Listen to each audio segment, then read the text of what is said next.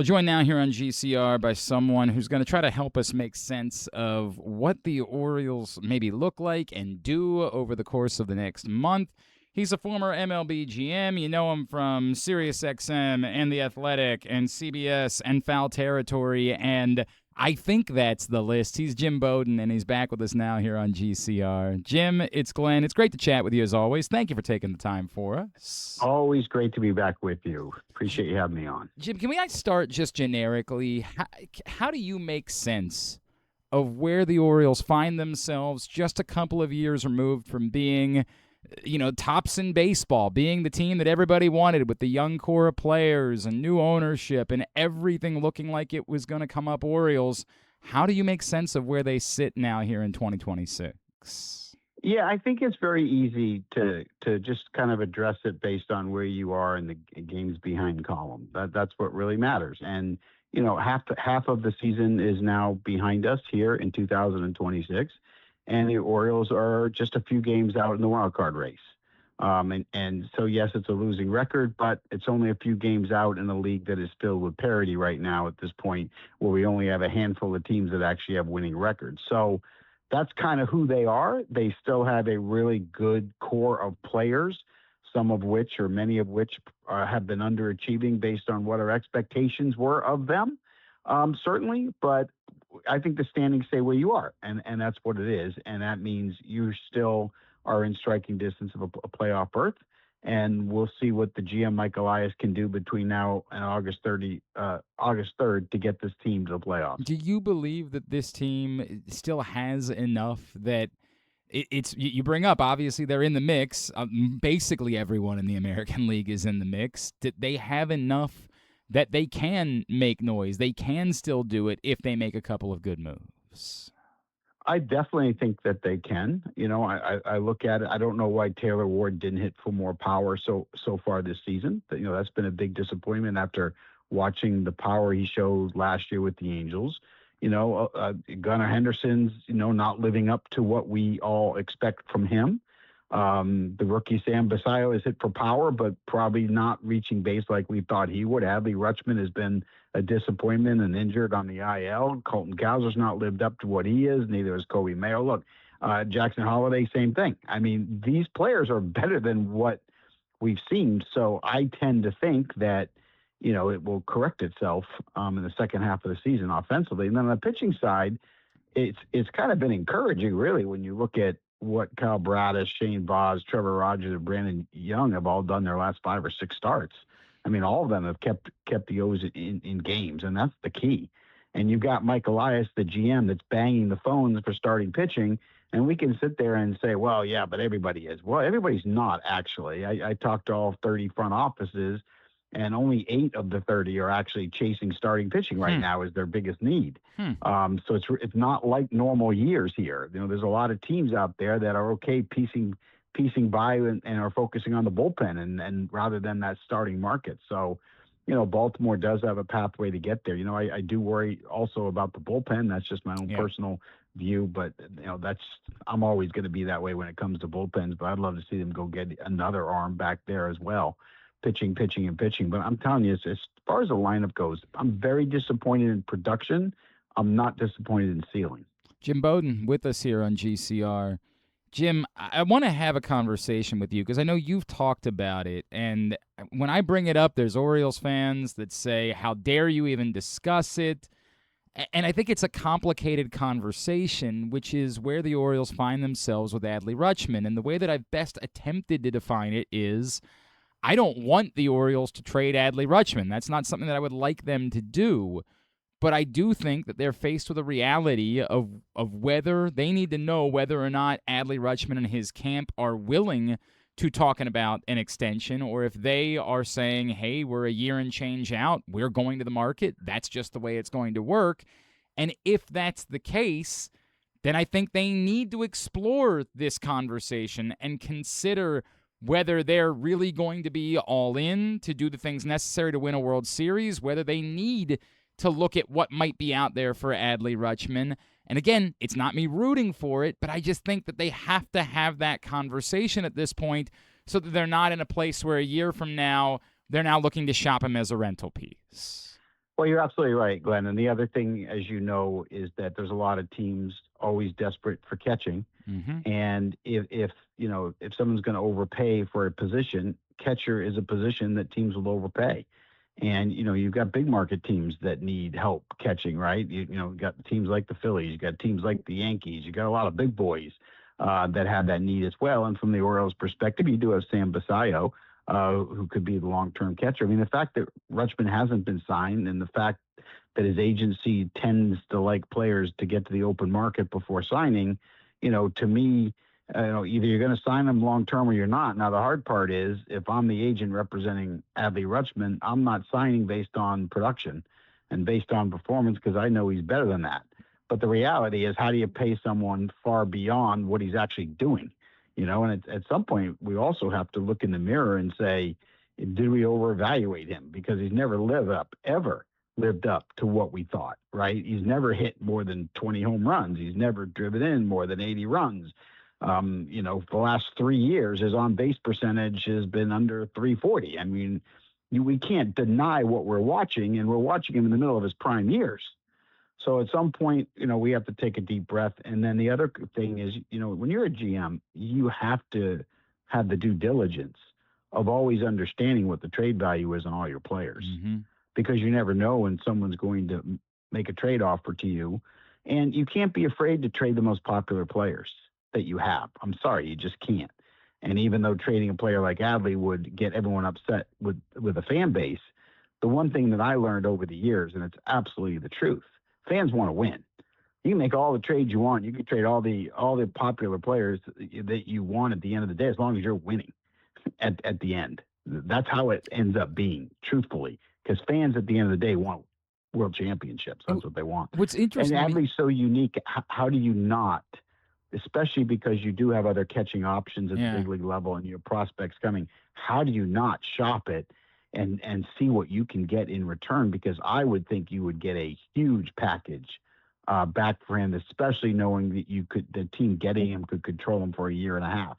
So as much as it's unpopular, and as much as, I agree with you, I wouldn't want to trade Adley, but what if you could win a trade? What if it helps you get to the postseason? Then isn't it okay to do it? And my opinion is yes. I think that what you just said is an interesting conversation because, as you just alluded to a second ago, you still think they should be looking to add. I had this conversation with Eno Saris last week, and I'm just using names here. I'm not actually suggesting that you can do this, but I don't think you could say, for example, trade Adley Rutschman to acquire Joe Ryan. That wouldn't happen. But is it possible that you could trade Adley Rutschman, get pieces that either help you or make up for the pieces that you're losing in an attempt to pursue someone like Joe Ryan? Like, is it possible that trading Adley Rutschman, there are people that would say now you're just signaling another rebuild, that instead it's more about just sort of maybe getting the right pieces on your roster right now, even if it's not to win this year, but to win in 2027? Oh, 100%. And look, keep in mind that, we're in an era where there's not quote unquote sellers. I'm not expecting sellers at the trade deadline outside of the Rockies and the Giants and the Angels. The Mets should be, but that's about it. Mm-hmm. Nobody else is going to sell. So, you got to look at trades from contenders to contenders. That's why when I was mentioning the Yankees and the Phillies as obvious fits for Rutschman, it's because, we're talking about making trades to make your team better, but it can be contender to contender. And, I consider the Orioles contenders. They're contenders. You got a league where you only have a handful of teams with a winning record. So you got a shot. And you get to October. We all know anything can happen in October. Get there to a short series and see what happens. So, yes, I think there is no question that, I wouldn't wait. I would make one last effort to sign Adley long term. And if that came up short, I would be open to trading him at the trade deadline. Because I don't want to be in a position a year from now where I'm going to maybe just get a draft pick. That doesn't work for me. And so to me, absolutely, that doesn't mean you're going to get what you want, but I sure would find out. Right. If the Yankees want him bad enough, I know you don't want to trade him in division, but what if they gave you Carlos LaGranye George Lombard, and one other. That is appealing. Yeah, that is appealing. There's always a deal out there that's going to make you better. And I think the other thing we have to understand is, look at the record. It's not working. You can't be get many games under 500 and think this is working and this team is good enough and these players are good enough. It's not. So it's time to try to fix it. And by the way, when you keep a core too long of a group and they don't perform, you tend to spark something when you can make a deal with a young star player that you were supposed to be building around. It sends a message to everybody else, which is you better perform or you'll be gone too. It's the wake-up call. It's not the same as the firing of a manager, but, I mean, what happened in Philadelphia when Rob Thompson got fired? Mm-hmm. It lit a fire under every player because you know what the players realized? They got Rob Thompson fired. And all of a sudden, they started playing better. The same thing can happen with a trade. You trade one of your young star, big-name guys like a Rutschman, that will absolutely wake everybody else up. And to realize, hey, we're going to be gone too if we don't perform. This is a production sport. This isn't about potential. It's not about being a prospect. It's not about people telling us what our ceiling is. It's about putting up the numbers and performing and winning baseball games. So this team hasn't won the last few years. You've tried the managerial change. You tried the coaching change. Now you're going to have to make some unpopular trades to try to win. Jim, I brought up the name Joe Ryan because obviously I'm just looking for a pitcher with control, and maybe you'd say that you'd even be willing to rent a player, but it just seems tough to try to target rental guys given where the Orioles are record-wise.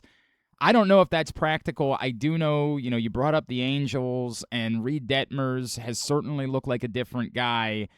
But is Reed Detmers, who you would have control, is he really a top of the rotation pitcher? Is he someone? Okay, that's what I wanted to answer. No, he's not. Joe Ryan is, and Joe Ryan is more than a rental because I get him for a year and a half, and I would pay a price. I'm not afraid. All these prospects we love or young players we love, I'm not afraid to try to get a package to satisfy Minnesota to put Joe Ryan at the top of this rotation. Absolutely. Ryan and Bradish and Shane Baz and Trevor Rogers. I mean, all of a sudden, boom, Brandon Young. All of a sudden, I got a rotation. Rotations are going to win August and September. Mm-hmm. And this team eventually is going to hit. So I would go all in to get him. That's my ideal. It's the ideal scenario, right? Is trying to get Joe Ryan. But I also acknowledge a lot of teams want Joe Ryan. Sure. But overpay. Go get him right now. Overpay. Do they have enough? The price Minnesota will do it. Oh, of course they have. Okay. Enough. You have enough in the minors. You have enough in the majors. So you can make a combination to satisfy Jeremy Zoll. Go satisfy him. And look, and if you can't get a Joe Ryan, I don't like the way Freddie Peralta is throwing, and David Stearns has to get a lot back if he's going to trade Peralta because of the positions he's in. But the Giants are going to trade Robbie Ray, and you can say what you want about Ray. He's not a game 1 or 2 starter, but he could start game 3 or game 4 of a playoff game, and he's an upgrade at the back of the rotation. I'd be open to that. The price won't be as high as a Joe Ryan, but that would be at least get better. But I'm a fan of being aggressive based on where the Orioles are right now. Being aggressive is extremely important, but I also wouldn't be afraid to do something bigger. I would not be afraid to do something bigger. It could really, my boy Joe Ryan changes everything and would just be so ideal for this organization. Let me phrase this, Jim, because I know that you're not the type that's ever going to call for someone's job, but you alluded to the changes and what the Orioles have tried to do. If they come up short again this season, do we have to talk about where Mike Elias is at that point and the failures of 2 years after where they were? Do we have to have that conversation? Yeah, we do. We have to do it every year. We have to do it with everybody every year and hold everybody accountable. It's all part of the gig. I think the ideal situation is the more continuity and stability you have in an organization, the better chance you have of winning long term.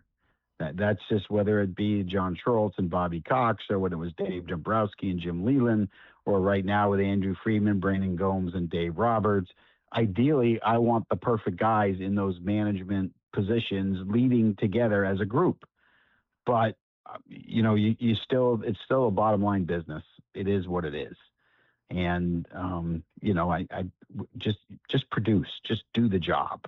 Then we have to have the discussions. Like if the Orioles finish 10, 12 games under 500, what's the plan to change?